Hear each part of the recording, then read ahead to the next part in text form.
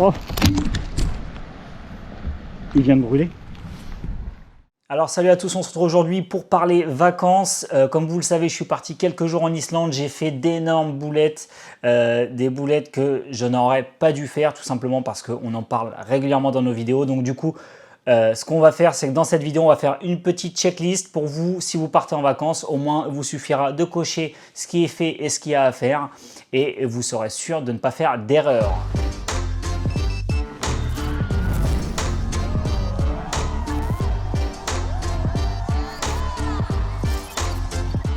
Alors donc pour la petite histoire, comme je vous ai dit, je suis parti quelques jours en Islande, c'était génial, toutes nos vacances étaient organisées en fonction des spots où je pourrais voler et des souvenirs qu'on pourrait faire avec le drone.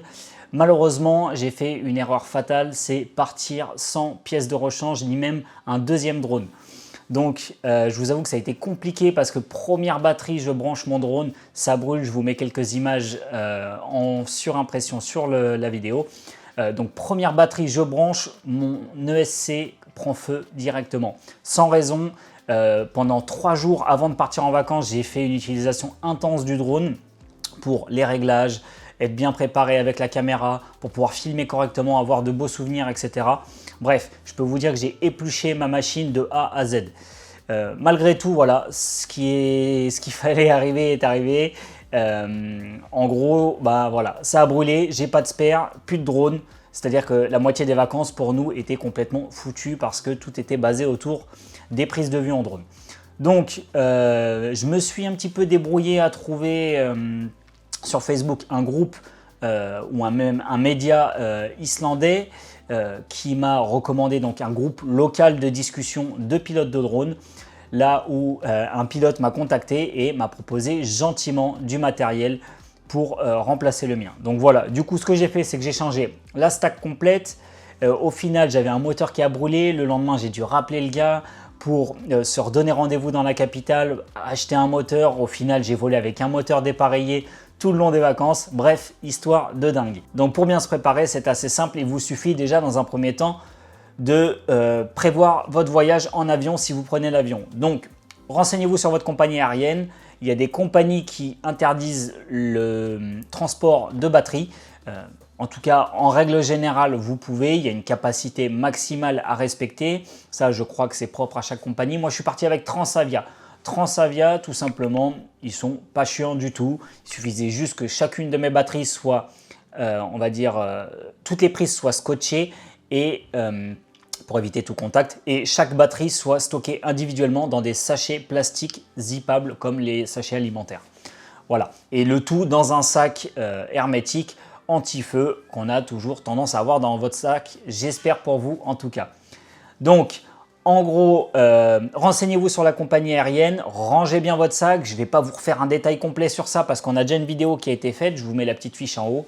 Je vous invite à la consulter. Ce qu'il faut retenir tout simplement, c'est que tout ce qui est électronique, ça peut aller dans votre sac. Les batteries, absolument dans votre sac. Donc bagage en cabine, hein, quand je dis sac, bien sûr. Et tout ce qui va en soute, ça sera tous les objets tranchants, vos outils, les hélices, etc., etc. Voilà. Donc la première partie assez courte. Maintenant, on va parler des réglages du drone.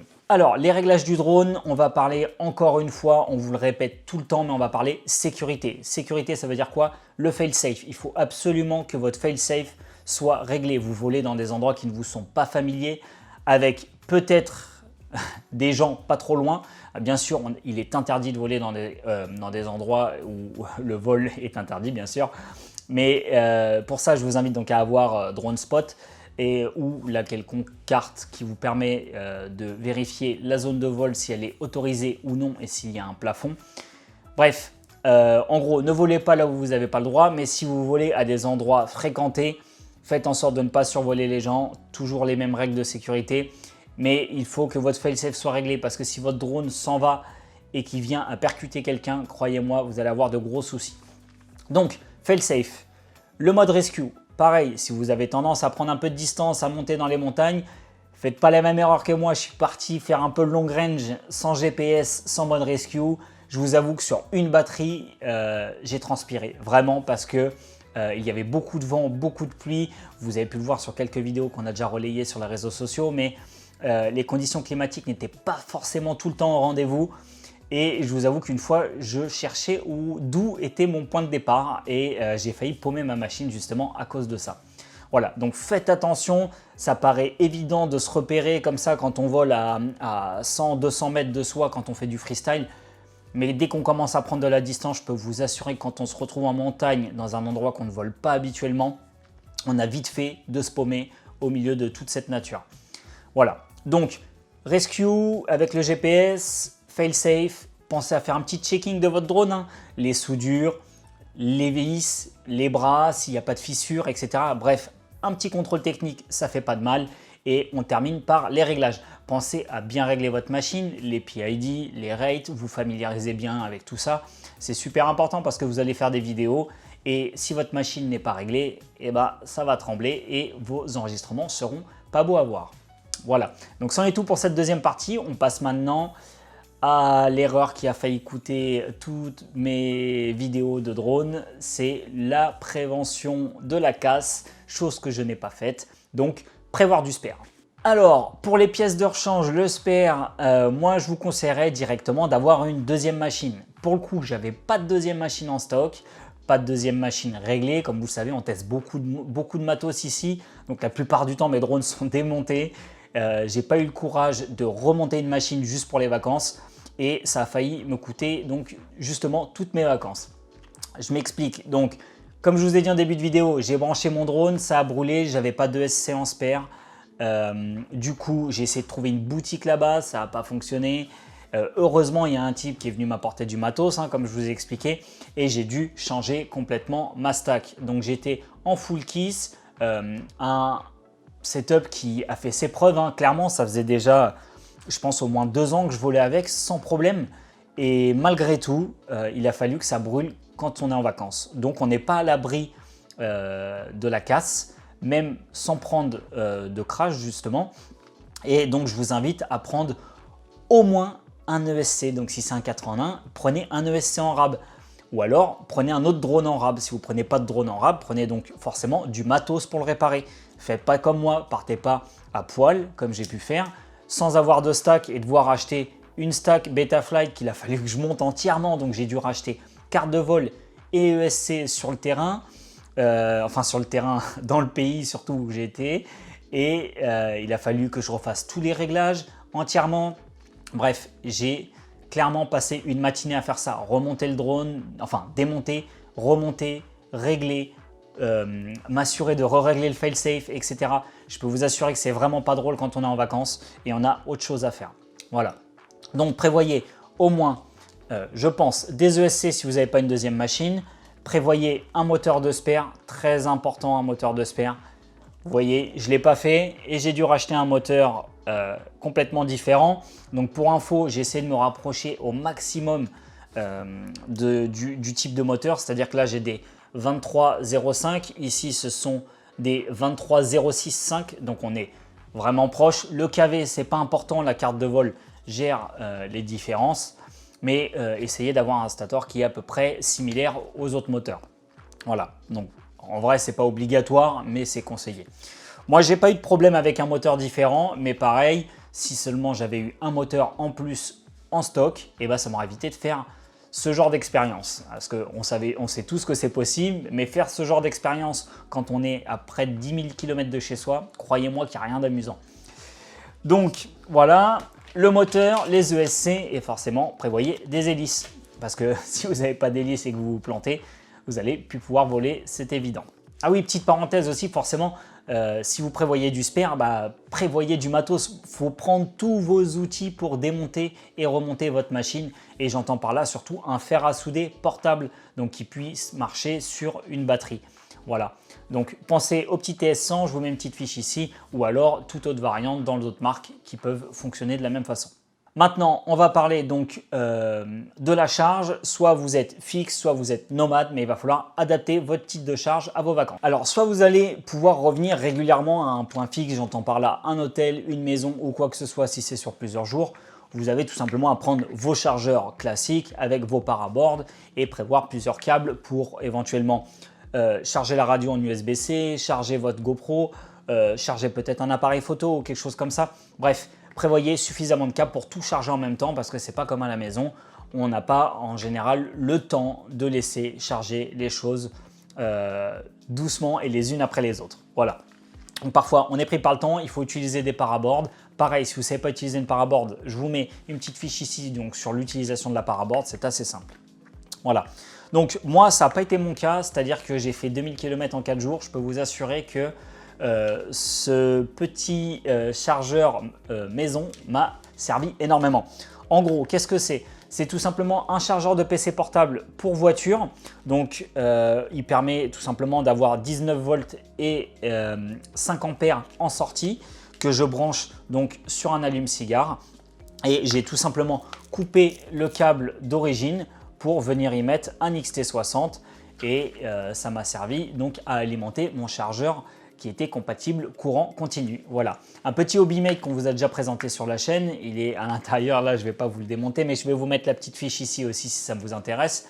Donc voilà, prévoyez un chargeur compatible courant continu. Il y en a des tonnes vraiment, des tonnes qui fonctionnent très bien, qui vous ont été présentées sur la chaîne. Je pourrais vous les mettre dans l'article sur le blog et éventuellement dans la description. Voilà, tout ce qu'il faut savoir, c'est qu'il vous faut absolument un chargeur avec prise allume-cigare. Donc, prenez un chargeur quelconque qui ait la bonne tension de sortie, bien sûr, avec votre chargeur de LiPo. Mais prenez une alimentation plutôt, parce que je parle de chargeur depuis tout à l'heure, mais prenez une alimentation PC, donc allume-cigare, et vous changez tout simplement la prise de sortie. Voilà. Donc avec ça, c'est pareil, soit vous avez le temps, vous chargez vos batteries une à une, soit vous y mettez une paraboard. Donc il m'est arrivé une fois de me servir de la paraboard en roulant, ça a fonctionné, j'arrivais à tirer suffisamment d'ampères pour charger 3 batteries en même temps. Voilà, donc prévoyez votre charge vraiment parce que passer à côté d'un spot qui pourrait être exceptionnel à voler et ne pas avoir de jus, il n'y a rien de pire, croyez-moi. Alors, on va parler du 5e et dernier chapitre, ça va être connaître les limites de son drone. Donc, j'entends par là la limite de portée, ses rates, j'entends par là la limite de réception vidéo aussi. Il faut savoir reconnaître une perte de vidéo en cours. Il faut aussi savoir se placer sur un spot. Donc, tout ça, c'est des choses qu'on a déjà abordées sur la chaîne et donc, je vais vous les rappeler rapidement. Donc, il va falloir déjà, quand vous arrivez sur un spot, vous familiariser avec quel est l'endroit le plus haut, où est-ce qu'il faut que je me positionne, qu'est-ce qui va être dangereux, il y a des obstacles, ok, donc il ne faut pas que je passe derrière. C'est tout ça, toutes ces choses-là, il va falloir vous les dire, il va falloir vous les repasser en tête et il va falloir que vous vous placez à votre zone de départ pour éviter d'avoir des surprises lorsque vous serez en vol, c'est-à-dire de perdre la vidéo d'un coup ou de perdre la radio d'un coup quand vous passez derrière un obstacle. Ça, c'est super important. Donc, quand on arrive sur un spot, on se place en général à l'endroit le plus haut du spot, si on peut. Si on ne peut pas, à un endroit dégagé où il n'y a rien autour qui va nous permettre d'avoir un champ de vision assez large. Voilà, donc pour une bonne réception au niveau du masque et pour une bonne réception au niveau de la radio. Voilà.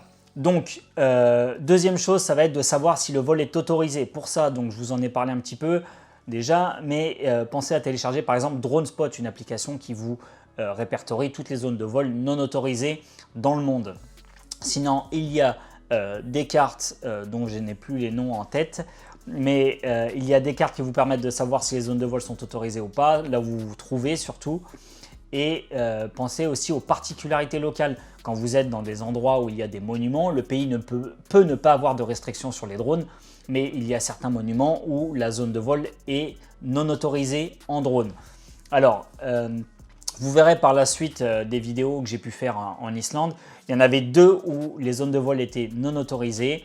Je préfère prévenir avant.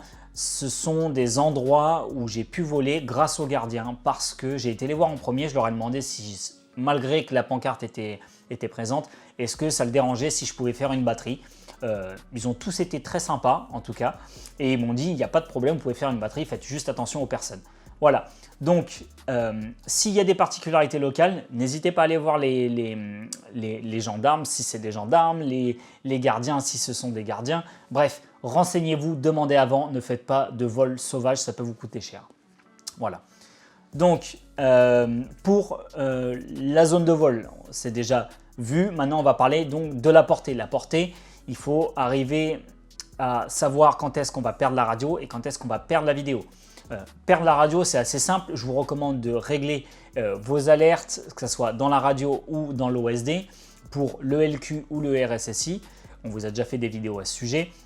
Donc, pensez à bien régler vos alertes, vous n'aurez pas de surprise. En général, ça clignote à l'écran ou votre radio se met à hurler quand vous perdez un peu le signal radio ou quand il est un peu trop faible.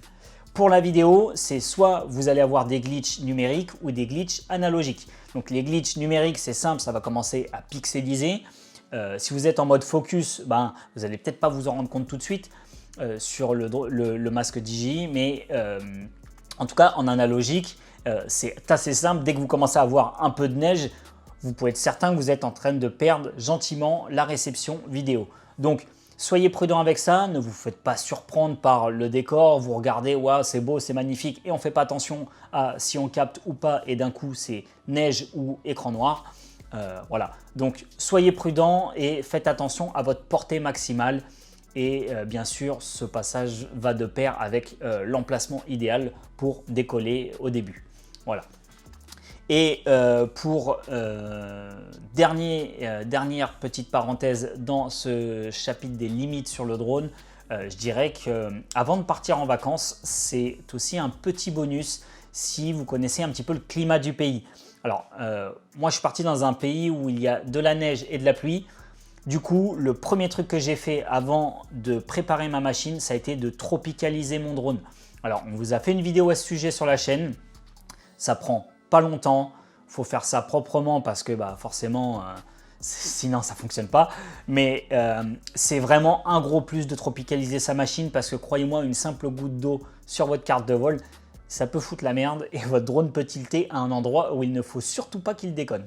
Voilà, donc tropicaliser votre machine, c'est super important et ça ne prend vraiment que très peu de temps, surtout quand c'est bien fait et quand vous avez un guide ou IRFPV qui vous explique entièrement comment faire. Voilà, donc n'hésitez pas à enchérir, on va dire, cette checklist pour partir en vacances avec les commentaires. Je vous invite donc à liker, je vous remercie d'avoir visionné jusqu'à maintenant la vidéo et je vous dis du coup peut-être bonnes vacances si vous regardez cette vidéo avant de partir ou sinon à bientôt sur la chaîne pour de prochaines vidéos.